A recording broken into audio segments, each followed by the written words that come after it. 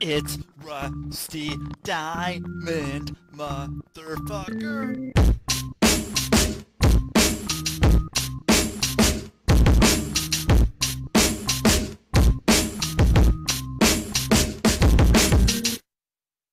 Yo, man.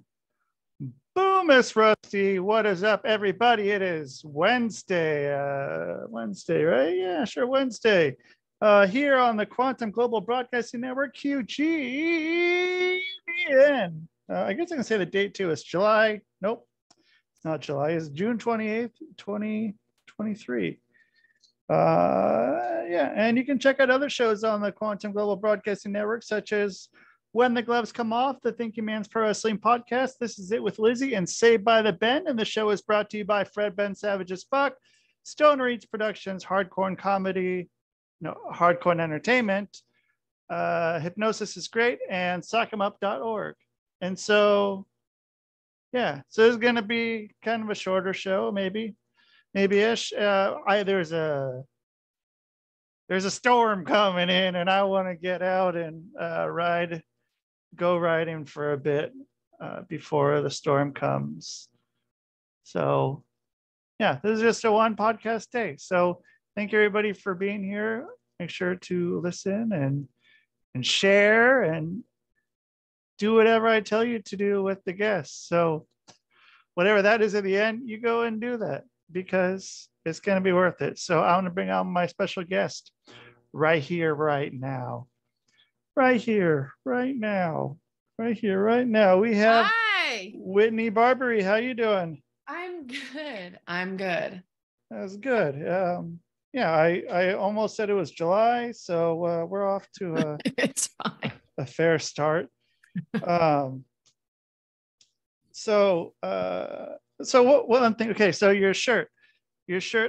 So there used to be these shirts that said Paul Frank is my friend, and they were Paul Frank shirts. And I have a buddy named Paul Frank, and it was the weirdest shit in the world that I've seen. So I never bought a shirt, but every time I'm like, okay, yeah, he is my friend now. So yeah, I guess I don't know who Paul Frank is. I mean, I know, but I'm like, who is actually Paul Frank? I'm not sure. Right.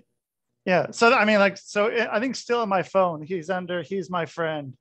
So if you ever pick up my phone and you're like, okay, and it says he's my friend, whenever he calls, or I call him, I'm like, yeah, that's who it is. But yeah. So let's see.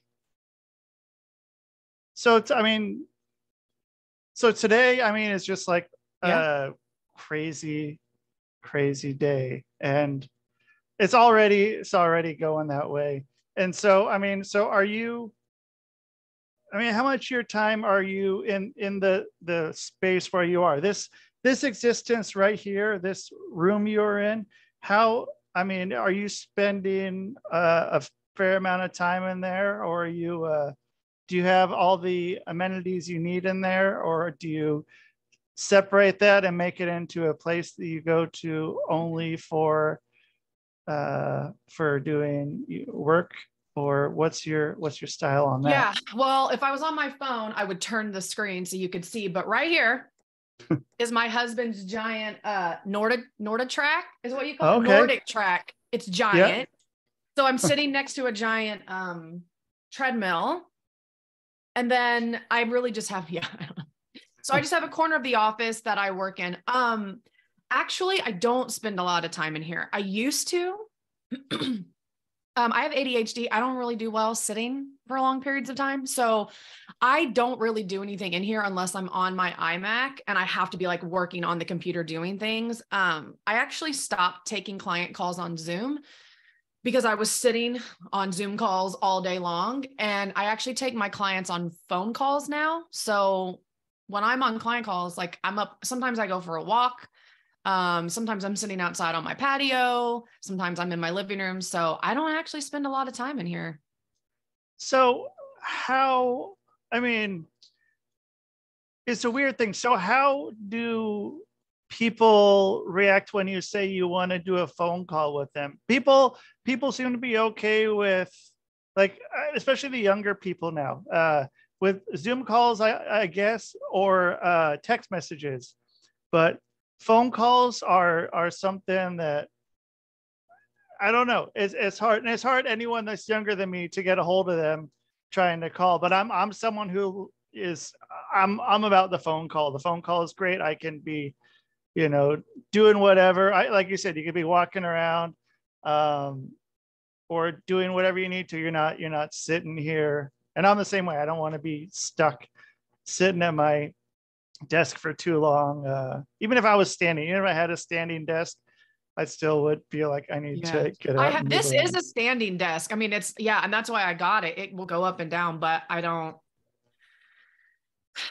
just don't like being at my desk. Well, so here's fascinatingly, I actually don't attract people much younger than me. And I'm an elder millennial. So I'm 38. So we're still millennials, but I'm like an elder millennial. It's so weird. We're in a weird place. Yeah. I'm 40 and it's a weird number. And like, yeah, I don't know. I don't feel like I fit in with the millennials, but I'm not. I mean, I'm glad there is sort of that cusp of elder millennial or zennial as another term, but it's weird. I don't want to be. I'm a millennial. I don't feel like a millennial. I feel like that's when it starts going, I don't want to answer the phone kind of a thing. I'm afraid of answering the phone, where we had to make sure that nobody else don't get on the phone because someone's calling for me. Or if you can get on the phone, if the other people on the phone or in the house aren't using the phone. Or when we had dial up and it was like, don't use the phone, you're going to kick, or it was like, you either kicked me off the internet or I think it was like, if you use the phone, you would kick me off the internet. And it was like, don't touch the phone. I'm on the computer.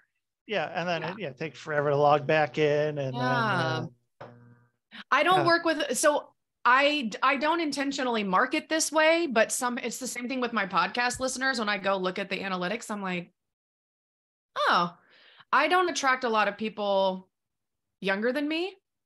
I'm 38, but a lot of my clients are around my age or into their mid 50s. That seems to be the range of people that work with me. So I'm like, they're actually fine with it. But what's interesting is I used to do phone calls when I first started my business as life coach. I didn't know any different. That's what my coach did. So I was like, oh, you just talk to clients on the phone. And that's what I did. But I wasn't as confident in the beginning of my business and I didn't have a lot of boundaries. So the reason I ever switched to Zoom calls is because I would be like on life coaching calls with clients and they would be like, hold on a second, I'm at the Starbucks drive-through. Hold on. And they would like in the middle of the call. And it was just, oh, my son just got here. I'm going to put you on hold and talk to him. I'll be right back. And I just realized one day, I'm like, maybe if I made them get on Zoom, they'd have to actually be here for the calls and concentrate, because I didn't have the wherewithal to set standards. So I thought the cop-out easy way was to be like, we're just going to do Zoom calls. And then they would just have to be present because they're on Zoom. And then January of this year, I was like, I've been doing Zoom calls for years and I actually hate sitting on Zoom calls all day and I don't want to do it. So I just told all my clients, like, we're switching to phone calls. If you want Zoom calls for the rest of your package, that's what you can have because that's what I sold you. But anybody else I signed, we did audio calls. They love it. After our first audio call, they're like, this is really awesome. I'm like, right? It is. So is your podcast the same way then? Is your podcast audio only? It is. It is. Cool. I don't have a lot of interviews. I had an older podcast. I had a podcast before this one. My podcast has been through iterations, but that was more interviews. And this most recent one that I've had for like a year, I don't do a lot of interviews. So I just record myself and it's just only audio. If I do interviews, I'll probably record the video in case I ever wanted them, but I still just upload the audio. So what do you do? Do you go on walks or anything when you record your podcasts? No, I used to. And then I realized because I edit, and I say edit loosely, I don't really edit anything. I'm just like, here's the audio. You get it all. The ums, the coughs, the like throat clearing. I don't know how to take any of it out. And I realized like it was really distracting in the background because people could hear like birds and stuff. So I make myself sit and record my podcast at my desk. It is weird though, because I'm also a generator in human design. So I like to respond to things, and I do really well with live trainings or like live coaching calls where there's people there. It's a little weird for me to sit at a desk and be like, I'm just going to talk into the abyss. I don't know what to do with my hands while I'm talking. I don't know what to stare at. And so, yeah, but we get it done. If no one can see it, then I mean, your hands can do whatever. I know. You're like, what do I stare at the computer? Do I look away? Yeah. Yeah. And my office probably gets the best acoustics, but I'll tell you, I've made a lot of decisions over the last probably year to year and a half off. Like if I wasn't following anyone else's rules, like even with the Zoom calls, I'm like, yeah, you're right. Everybody kind of moved to Zoom calls, especially when COVID happened. And it became the norm in the industry. And I was like, I don't like sitting on, I don't mind doing like one-off Zoom calls. I'm like, I just don't want to be on 4 hours of back-to-back Zoom calls every day. And I was like, I just am not going to do them. And I've given myself a lot of permission in my business to just do what I want. That's important. It's your business. I mean, when it's your business and you're doing it a way you don't want to do, that's on you. That's on if you're doing it that way. I mean, who's going to tell you no? Who's going to say you can't do that? I mean, you have to. I know. Yeah, you have full options to do whatever, and like I love doing phone call sessions with my clients. It's great. I mean, especially when I was laid up for a while, and I could really walk very well, and just being able to just be on the phone, and I can sit in bed with an ice pack and a heating pad and just be okay, or else go on a walk if it's the right, if it's someone that's there, as long as I'm walking somewhere that's not too loud. Either with very much with nature, or a lot of, I don't want to be going by and there's cars whizzing by and being on the phone trying to hypnotize someone, and so can you hypnotize? I was going to ask, I'm assuming that's what you do with clients. So does that work like on audio calls? Yeah. Yep. I can just send them a letter. I can send them a letter. You read the letter.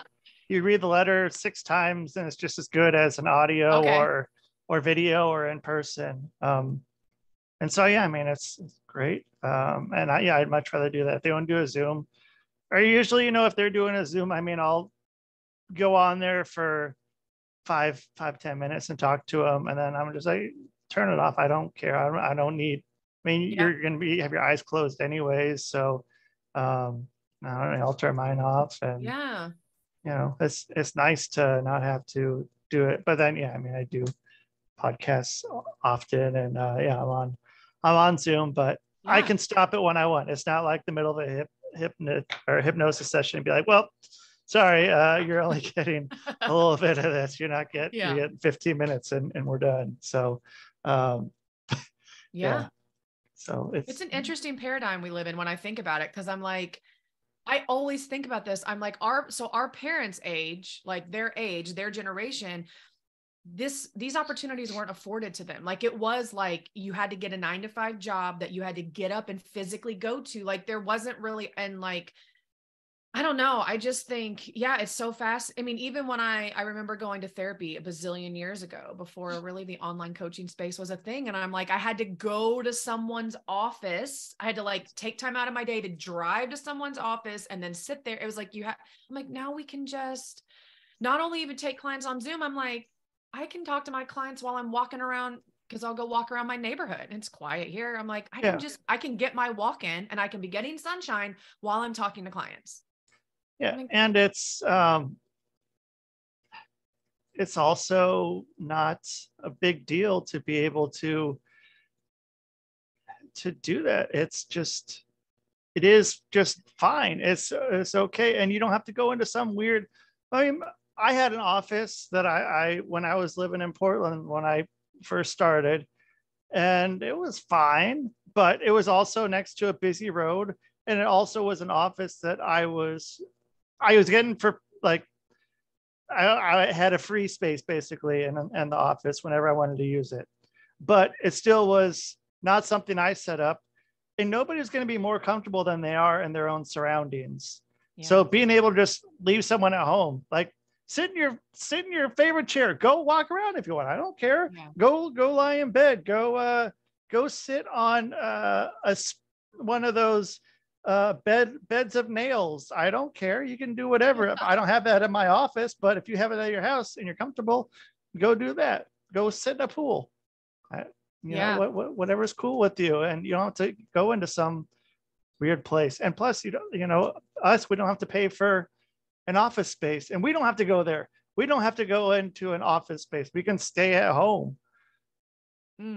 Yeah, I know. I made that mistake. I did get an office space for a while. I've been in business 5 years. So like a while, before you learn, and I was paying for it, and I signed a 2-year lease. That was the only option they gave us, because it was like an office space. So they want you to commit for a while. So I was like, yeah. And then after a couple months, I was like, what am I going to do with this space? Yep. I was just paying for it, and I was like not using it. Yeah. I did the same thing with the store. I ended up having a store for a year, and I signed the year lease. Like, so I got out of it, I don't know, a little less than a year ago. And after a couple months, I was just like, shit. I paid it all up front. And I was just like, well, okay, so I have this, but now what am I, now it's just like this, albatross, just this thing just hanging off me. Like, when can I ditch this thing? When can I, and then it's like, what's it going to cost? Or like, what's the amount of money to just like get out of this? And that's what I did. I did buy it out after about a year and a half. I was like, I did buy it out a little early, so I saved some money. But I just tell people all the time, I'm like, when you're building, because I'm a business coach, so I'm always talking to my clients about, I don't life coach any. I mean, well, let's be honest, I'm a business coach, but really what I'm doing is life coaching, because that's what people really need. It's never strategy. It's like this, but I'm always telling them, like, even when you feel like business is shitty, like things just aren't going the way you want, you're not taking off, whatever. I'm like, don't lose sight of the magic of like what we get to create here. I mean, seriously, I'm like, think about it. Our parents, their only option was get a job, work there till you're 70, and then maybe you can retire with a little bit of money and enjoy your life, but you're going to go to that job 8-10 hours a day. Every day, you're going to get one vacation a year. I'm like, we can literally talk to our clients, like you said, from a pool, from our house, from our favorite chair, on a walk. You get to pick your schedule. I maybe work 15 hours a week. That's on a busy week. I'm like, and I make a lot of money to do that. And I'm just like, I know it sucks sometimes. Building a business is not for everybody, but man, I'm like, we have a really cool opportunity here. And I just wouldn't discount any of it. Even the shitty moments. I'm like, it's a nice give or take. I'm like, I'll take the hard moments of building a business over going to work for somebody else. I'm not employable at this point. I told my husband, I worked most of my life. I got my first job when I was 15. I went full-time in my business probably 3 years ago. So I was like 20. I was like, I'm not employable anymore. I've been a full-time entrepreneur for too long. I was like, I don't know if I could ever go back and work for someone else. It would not be good. You're like one of those, become like a feral cat or something. Like you just can't be reeled back in. It's just like, well, this is just what she does now. And I mean, I'm the same way. And I mean, and I was working when I was a wee chap, but I mean, I was still doing, hustling stuff on the side. And but didn't ever really like think, because I mean, when I went to school, there sure wasn't like, oh, hey, go be an entrepreneur. It was, oh, hey, go to college and then get that 9-to-5 job. And like, sure, let's do this, but I'm going to do it a little bit different. I never did the office job until and it wasn't really even an office job. I had one job before I moved from Oregon that I enjoyed. That was the only job I've had that I ever enjoyed. And I got hired in December and I moved in March. And that was when I was 36, maybe something like that. Yeah. Yeah. Other than that, it's like, well, every other job was just fucking I know. miserable. And it's like, you don't have to be miserable. You can go You don't out. have to be miserable. And I didn't get, I mean, I had those, I've had every kind of job, but Me too. I have a college degree and Me too. I still never got paid more than I think when I had a big girl job. I don't think the most I ever got paid was $12 an hour. And that's why I kept going back to bartending, because I'm like, I'm making like $20 an hour doing this. And people kept saying, you need to get like a job with benefits and blah. And then I'd go get these jobs. Like I worked at a hospital and they were paying me $9 an hour. I mean, granted, this was like 12 years ago, but still, I was like, yeah, this is the worst. Right. Yeah. And then you're at a hospital all the time. And, yeah. So I was like, I just went back to waiting tables, and then I tried selling life and health insurance, and it took me one enrollment period. I was going to say, I was like, wah, wah. I quit after that. So I did that about 6 months. And how fucking, I don't know. Was it, you felt odd? Did you feel bad, or do you feel odd, or did you just hate having to, so I feel like that's one of those things, like, you know, if you've done, you know, stuff like that, some sort of sales, and be good at it. But I just feel like that's something that's, if someone sees you again down the road and they want to buy something from you, I don't know if they're going to want to buy something from you again. And that's how I felt with some of my sales jobs. It's like, these people are going to fucking hate me. Like, I can sell them the shit, no problem. But if they come back to me fucking 10 years later, I'm like, I'm not going to buy it. This guy sold me crap. Well, mine, it was even worse for us. So we were working for an insurance company that was here locally. Like, it was owned by local guys, but what they did was, it wasn't like it was almost like, I guess you can call it a call center, because what really happened was we all had our own cubicles and they were buying leads. So we were basically cold calling the leads that they had bought. So you have your little headphones and the system just keeps calling out these leads they bought. So that was fun. So it wasn't even that the people were going to see me again. It was like, I was just selling people that didn't know someone was going to be calling them today to sell them insurance. And I mean, this was about 6 years ago, because it was right when me and my husband were getting ready to get married. We've been married maybe like 6.5 years ago. So it's been a little bit, but it was like Obamacare was still the thing. So we were actually selling people into plans on the marketplace. So we were selling a lot of like the Obamacare plans. And man, that was just rough. It was just rough because it doesn't really matter where people fall in the line. You loved it or you hated it. What I saw on my end was like, if you lived in poverty, it was great because you got free insurance. But if you didn't, and you were maybe middle class or upper class, you were going to pay $1,500 a month for a $8,000 deductible plan. And it was like day after day, like it was just hard either having to talk to people who were living in poverty. And that was just a rough situation. Or there were people that maybe they were middle class, so they weren't making millions. They were maybe making, $50,000 a year, which isn't that much money, but they had, say, cancer. So they needed to have insurance, but they couldn't afford an $800 a month plan. And then they're like, so what do I do? Just not get chemotherapy? And it's like, I don't know. And I was like, I can't do this. I can't do this anymore. I don't like this. I'm out. So that didn't last long. I had one too. And it was, it was, so those bath fitter things that they put on. Yeah. So they're like, but these were for like old people, so you could step into them. Yeah, right. So, but a lot of people that are old are on fixed income. Right. But this place I worked for had 30 different financing options, like companies. So what I'd be doing was effectively putting them in debt until they die. And I was like, one day I was like, nope, I'm done. I feel horrible doing this. Like, I can't do it. I can't do it. I saw right through that shit right away. And I was like, no, Nope. That's how I felt with insurance. And then there were some slimy things they were also asking us to do. And I just kept thinking, I don't know about that. I don't know about that. And I don't think I want to do. And yeah, it was just all around. I was like, I'm not cut out for this. So every time I would just go back to bartending because I was like, this is where I'm making the money.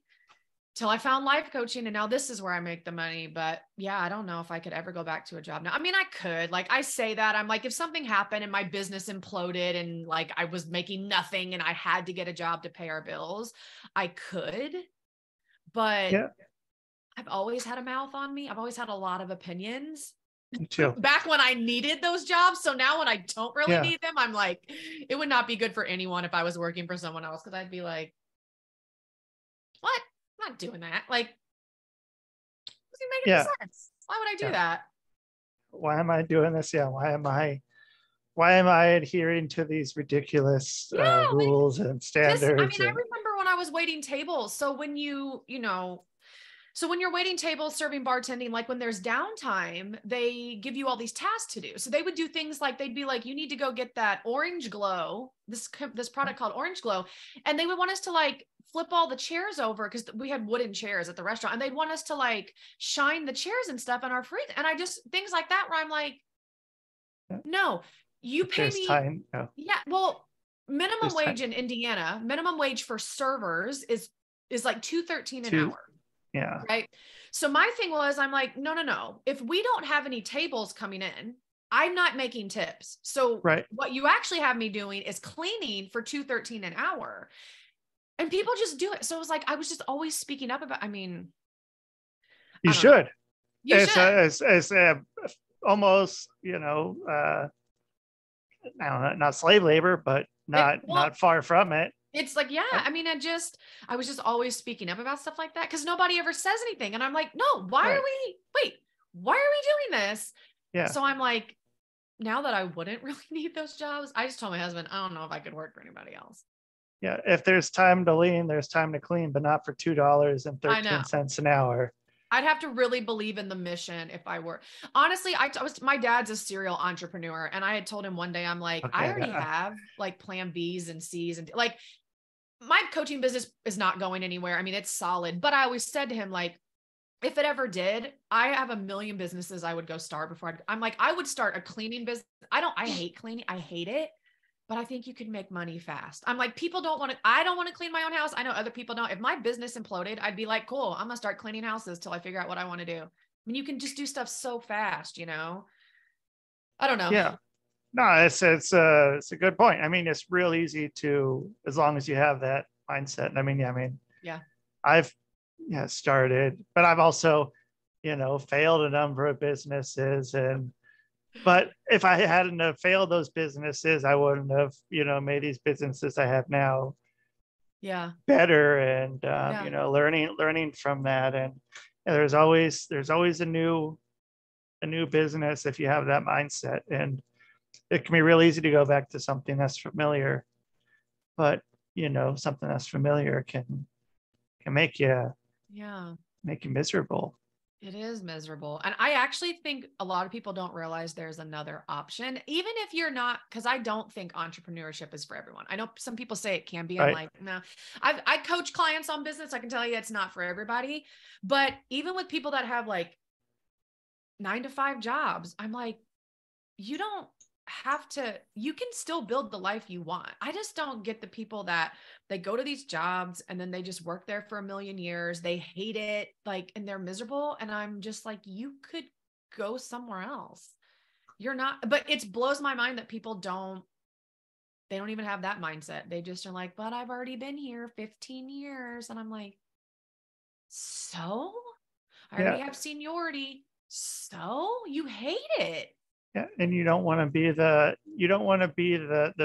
big fish. You don't want to be the best or whatever at your company best at anything you do. Once you're there, get the fuck out. Once you find out you don't want to hang around being the best.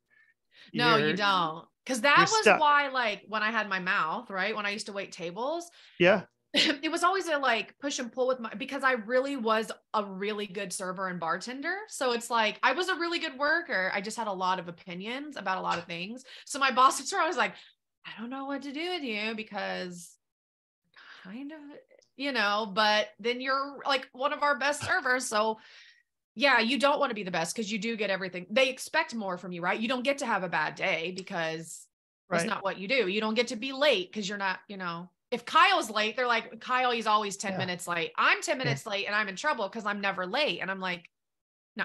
Yeah. Oh yeah. There's Kyle. He's just drinking Monster and punching through drywall and stuff. But that's cool. It's just Kyle, whatever, it's cool. We expect that from Kyle. And like, we expect more from you. And like, well, don't expect more from I want to be Kyle. Yeah. And then, I mean, once you get there, then there's nowhere to go but down. You hit that wall and there's nowhere to improve. There's nowhere to, make your life better, make everything better. There's nothing wrong with getting better. There's nothing wrong with feeling good either or feeling great.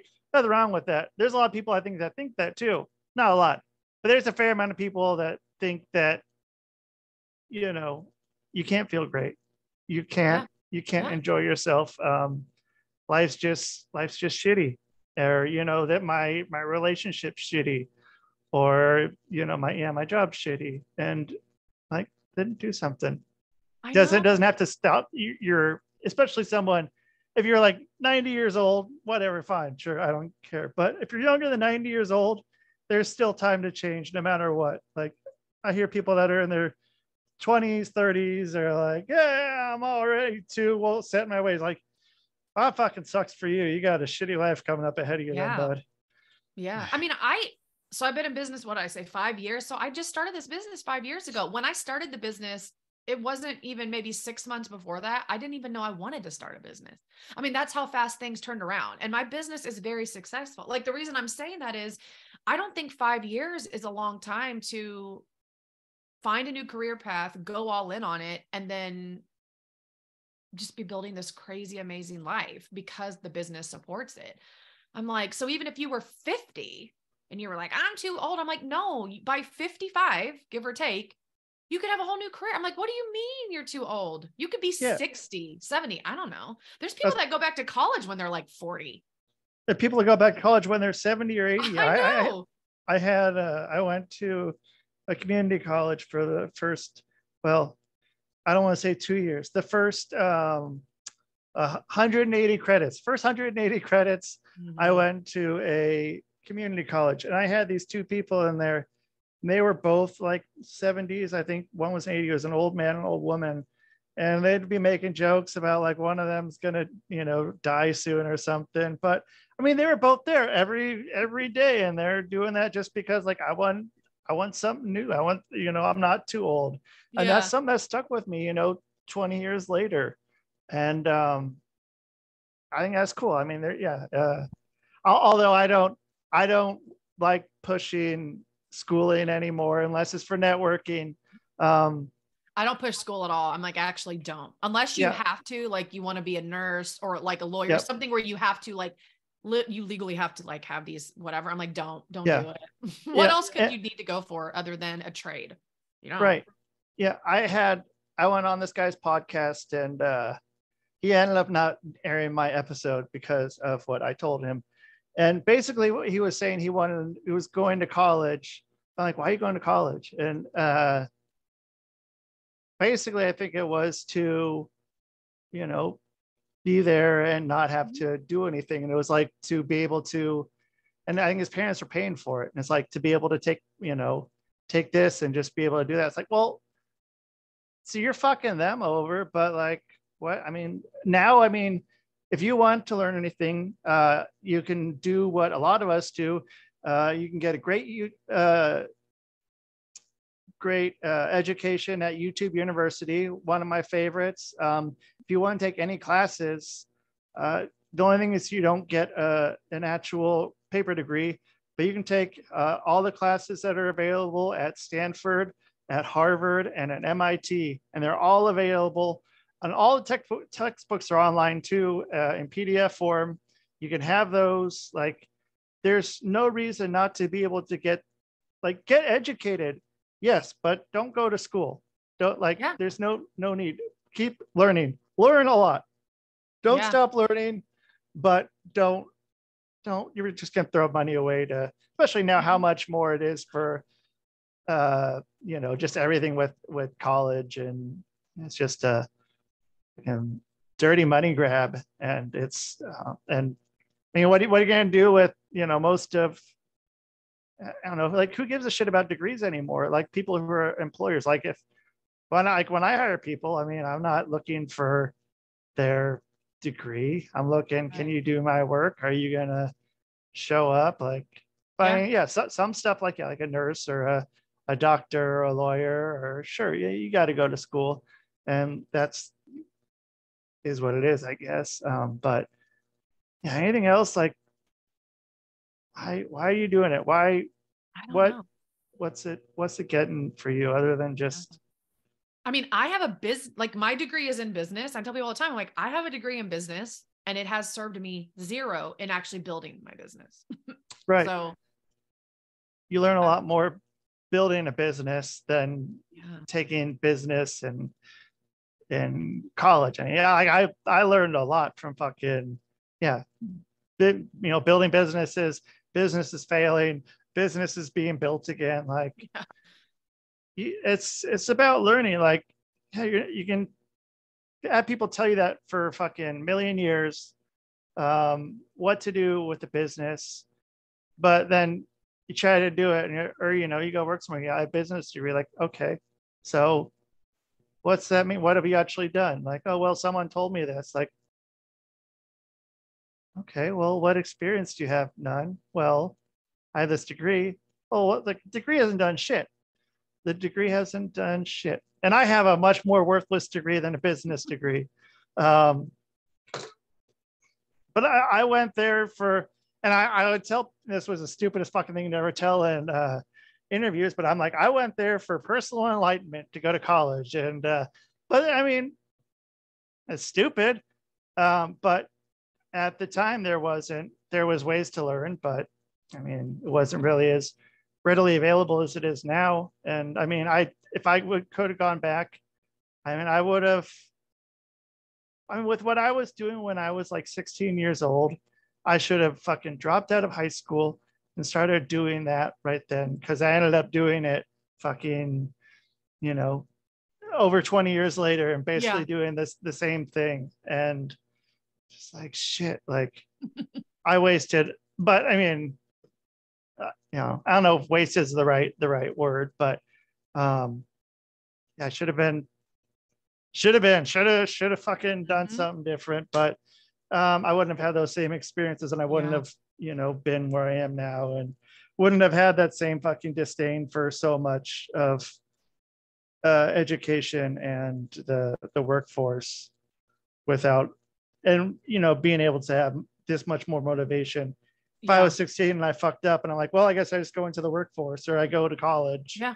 Like, I wouldn't have had that. Now I'm just like, fuck no, stay away from it. Don't do it. Don't do it. Don't do it. Don't do it. You're wasting, you're just throwing money away. You're going to be in debt forever. Once you get out of that debt, then you buy a house and you're in debt for that one. I know.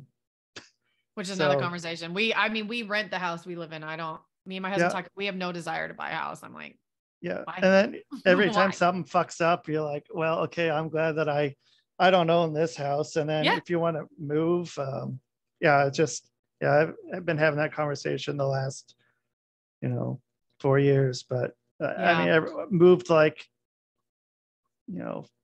to like four or five times in that span. It's just like, nope, can't fuck it. I don't. No. And you're buying a house, like, it's not, it really like isn't always the best idea for what you're doing. It was always like so adamant, like the best thing to do is to buy a house. It's like, well, if you actually crunch the numbers, for some people, it's not the best idea. Yeah. No, it's usually not. It's always it's a liability. And I think the problem is it was sold to us that it's an asset. And it's like, right. Well, yeah, it's an asset like 40 years from now when I pay it off, but most people don't pay their house off before they move again. Even if you live in your house for 20 years, let's say then your kids go off to college and now you want to downsize, you probably haven't paid that house off. So yeah, most people just keep, like, they're making monthly payments and so am I, but they're responsible for property taxes and everything that goes wrong, odds Yeah. are most people are going to move before they've ever paid their house off. And then they're just going to buy another house and then so I'm like, it's just a liability because it's actually costing you money. And I don't want to fix anything that goes wrong. So, Yeah. Me and I neither. want to move when I want to move. Like we want to pick up and move cities. We can. I don't have Yeah. to. I don't know. Yeah. I have no desire to buy. We just talk about it all the time. I'm like, I don't have any desire to buy a house. Yeah. And plus, yard work. I don't want to do yard work.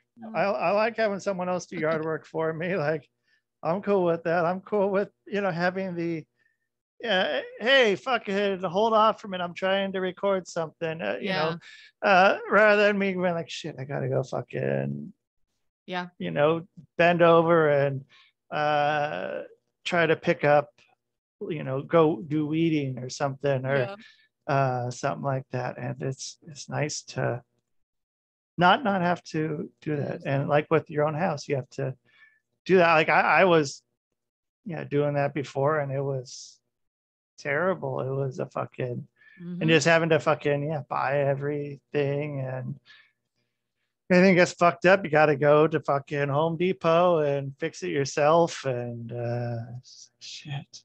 No, I don't want to do all that. But I think we were the first, like us Zennials or whatever we're called. I think we were really the first. We have been the first generation because we're in that weird era where it's like we were taught certain things that I think maybe were true for our parents' generation. So they were just like repeating these things to us. And then we get introduced to this whole new world of like the internet, like all the possibilities. And we've had to kind of like lead the way of starting to question things like, is it the American dream to buy a house? Like it's all these things that we were kind of taught, like, no, and then you go to school and you get a degree and then you go get a really good job with the benefits. And then that's just what you're taught. And I think one day, like some of us, because the internet hasn't always been around for our generation, the way that it is now. You're right. Like when I got my degree, I mean, I'm 38. So when I graduated, I think I was like, I don't remember, maybe 28, 20. I went back to school late in my 20s.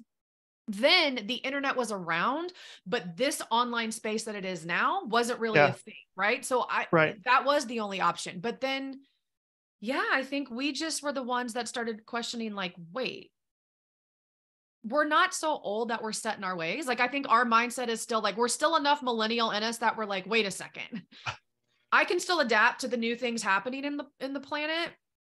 And I don't know, like why do I have if I could go back when my mom said, you really need to go back to school and get a degree, it'll open up so many doors for you, I would be like, no. Yeah. When I was like 28, I was like, yeah, I guess. Sure. And now I have, and I went to community college too. I mean, now I have this associate's degree that I paid like, I don't even know, $25,000, $30,000 for. I'm still paying on it. And it's like, I've done nothing with it. But the whole buying a house thing, it's like, our parents, they all have so many thoughts about, and I'm just like, why? You guys want to own a house? Great, own it. I'm like, I don't want to buy a house. Yeah, I don't want to have to worry about it every time I want to move to, to have to deal with, oh God, if I put a house on the market, it's just like, hey, landlord, we're leaving here soon. Hopefully we don't have to buy ourselves out too much of it if that's the case. But when you got to move, you got to move. You don't want to be sitting around with a house on the other side of the country. No, you don't. Like, I just like being like, here's my 30-day notice. Yeah. And so then, so something else. So with the adapting of, being in between Gen X and millennial, and this is something I'm like, there's some stuff like I'm just like, oh God, I'm still fucking, I'm gonna stick my ground and not like the old way is the right way, and some stuff I'm like that. But well, like one of the things now is like the AI assistants, like and how like there's so much of me that's like, no, fuck this, but then there's a lot of me that's like, okay, well, yeah, sure, I can do this. I can use this. Like there's a lot of uses. Like I give this example, like making music, like how much time I've spent making music. And now, like before I was just on this thing, and I forgot what it was called. I was just on this website, and it was, you tell it what kind of music you want to sound like, what and it fucking spits it out in a minute. Mm-hmm. And I'm like, okay, well, that would have taken me probably at least a week or two to do that. And Yeah. or even show notes all the time. Like I have a great fucking prompt for everything for my show notes and for all that stuff. And I make sure that that one is true. And then, like, I don't know, but then, so part of me is like, not really doing the work, but then it's like work that I wouldn't have been able to do. And like the art part of it, like is hard at some things, but I mean, it's not going anywhere. And I think it's learning to do it. And I mean, the art stuff is hard because it's coming from something that's been made. And it's a weird thing with, ownership of that. But I can't fucking draw more than a stick figure. But now I can say I want this drawn here and make it, and I'm able to express myself in a whole new way that I would never be able to in a million years. I think that's something that's powerful, and I think it's going to be a lot of people who aren't very good at whatever their thing is, whatever it is, whether it's art or if it's even writing books or whatever. There's a lot of people. I've seen that people using it to write their books. I'm like, how does that work with copyright? Yeah. Well, I mean, yeah. You didn't actually write it, so I don't. Who owns it? Right. I did one that was, write a children's book about teaching kids not to shit in a public pool, and it was good. It was a good fucking book. I didn't publish it, but because I was like, what? I didn't do this, but I think the fact that people are doing this and making these things, I think that is going to get the people who are not actual writers or whatever, but people who have written a lot of books and stuff like that. Once they pick up on this, they're going to be able to up that game and be able to do stuff that with those small nuances that might not be picked up. And I don't know. So like, much like we're on the cusp of Gen X and millennial, I feel like that's kind of where I am with AI and ChatGPT and all that. I'm like, well, but it's here to stay, and like, you don't adapt, you fall. You're just you don't want to be a laggard. You ever dove into the law of diffusion of innovation I don't think it's Simon Sinek's concept, but he's the only one I've ever heard talk about it. But he talks about it's a long title. It's called The Law of Diffusion of Innovation. But yeah, you don't want to be at the tail end, because he calls those the laggards, but it's like the people that just won't get on board with anything. But there's a lot of nuances. There's different categories all throughout this line of people. The laggards are the ones that just like won't ever get on board.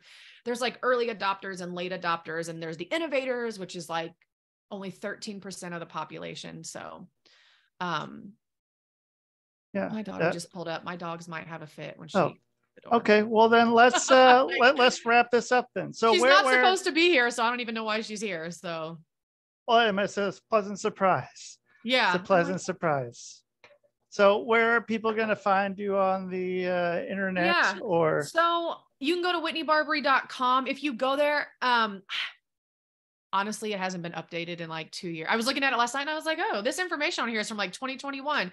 But the only reason I would ever point anyone to my website is I created something for private clients of mine called morning calibrations. And it's just for you to use in the morning, and you can use any time of day. It's just calibrating your mindset back to what you do want to create in life.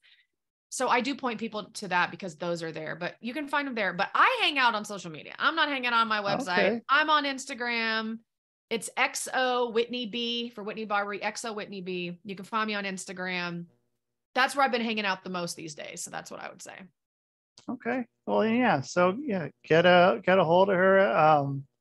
Get out there and check it out. And yeah, thank you so much for being on. And if you do want to, this is not a sponsor yet. I've been trying, they won't get back to me.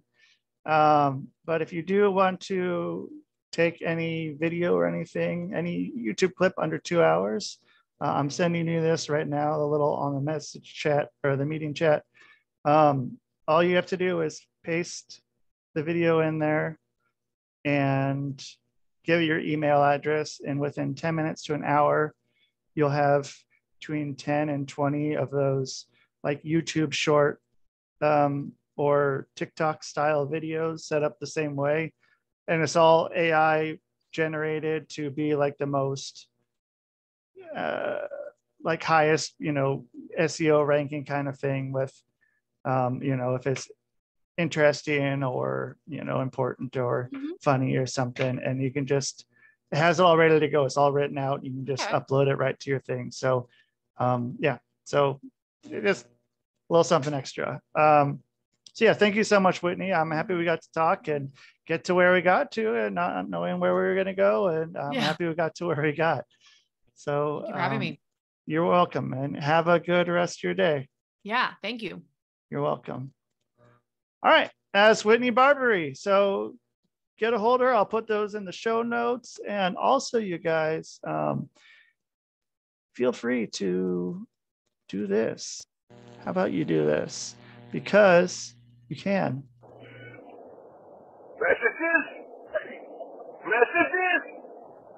We don't need no stinking messages. You know what? But I do need messages. So you can do that. You can call me. My phone number is everywhere. 503-974-6420.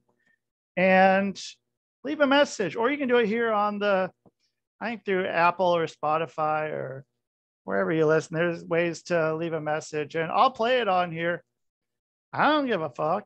Unless it sucks. But you guys wouldn't give me sucky stuff. So very good chance they'll get played on here. So thank you, everybody, for listening here on the Quantum Global Broadcasting Network, QGN. I'm your host, Rusty Diamond. Again, check out those other shows on the network, such as When the Gloves Come Off, the Thinking Man's Pro Wrestling Podcast. This is It with Lizzie and Saved by the Ben. And thank our sponsors, Fred Ben Savage as Fuck, Stoner Reads Productions, Hardcore Entertainment, Hypnosis is Great, and Sock'emUp.org. Like, share, subscribe, tell a friend. I don't really like saying that because I think that's what everyone says. That's what I want you to do. Give us up a like. It's on anywhere you find your podcast, YouTube and Rumble. It'll be up there. So yeah, if you're listening to this, you can go look at our pretty faces. You like to do that, wouldn't you? So everybody, thank you so much again. And that is the show, man. Boom.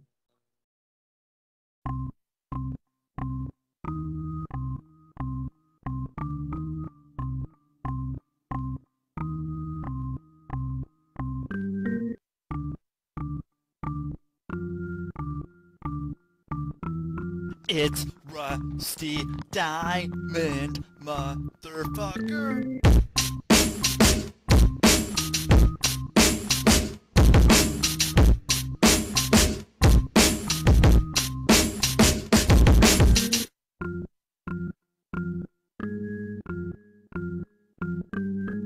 It's Rusty Diamond, motherfucker. Ernest!